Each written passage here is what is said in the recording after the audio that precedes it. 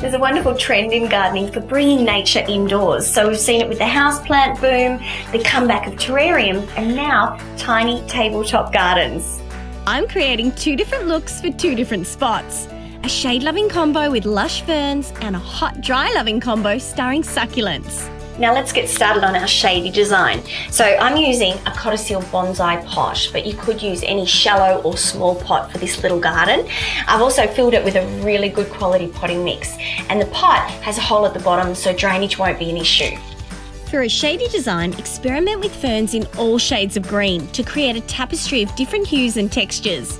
Be sure to include some plants for height and try to make your tabletop garden look good from all angles.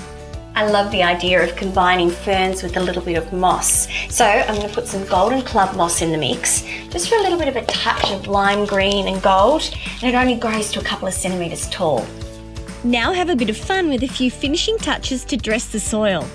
A few strategically placed pebbles and some whimsical pieces, like this mini oriental teapot, to really set the mood. For the sun-loving combo, use colourful echeverias and sedums in every shade.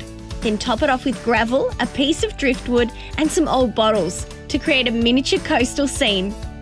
What a beautiful way to create a simple showpiece for your indoor or outdoor tables.